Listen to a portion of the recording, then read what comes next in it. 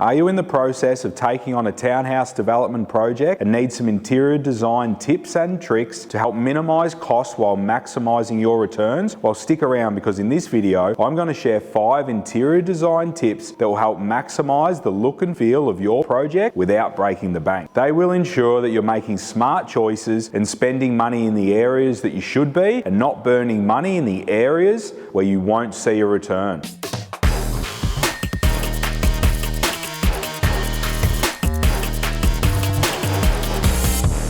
Let's get into it. Hey guys, Peter Kelly here from Little Fish Property Developments, helping you maximize the value of your land and generate wealth through low-risk residential development projects. On this channel, we share everything you need to deliver successful projects time and time again. So if you're new around here, make sure you hit the subscribe button, turn the bell notifications on so you don't miss a thing. First up, let's talk about your stone selection. In most cases, it will make sense to have your feature or hero stone in your kitchen areas where it can be shown off. Whereas in bathrooms, your ensuite, laundries, it can make sense to use a secondary stone from a cheaper range, but is still complementary to the feature stone. Interior design tip or trick number 2 is your carpet selection. Carpet is one that can easily fall into the expensive product range. In most cases, it is difficult to tell the difference once the carpet has been installed. So it is important that you understand this when making your decisions, particularly if you plan to sell or rent the properties. You need to take the time to understand the various ranges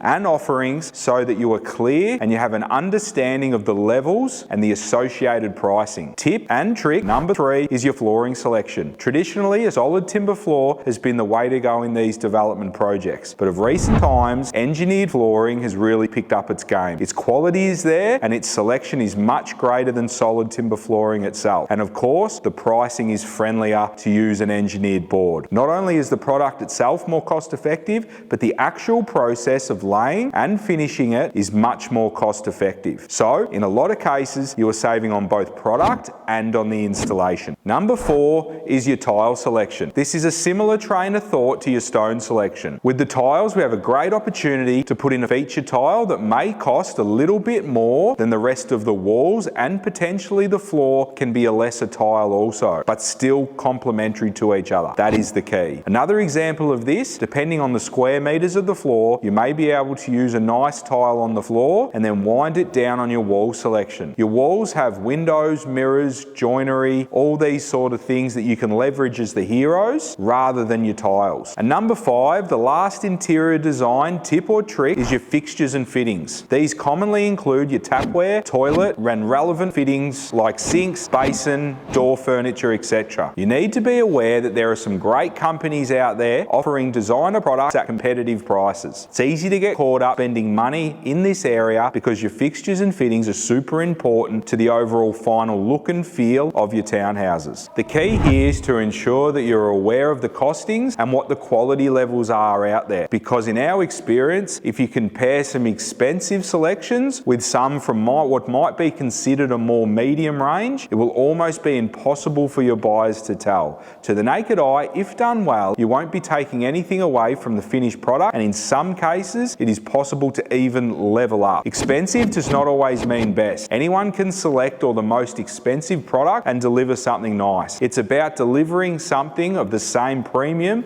or high-end level with more intelligent and cost-effective selections. That's it, guys. That's a wrap. Hopefully getting a ton of value from these training videos. We love making them, so if you have any questions or topics that you'd like us to tackle, drop them in the comments box below. And of course, if you haven't already, please hit the subscribe button and turn the bell notifications on so you don't get left behind. I'm Peter Kelly. Thanks for watching, and until next time, happy developing.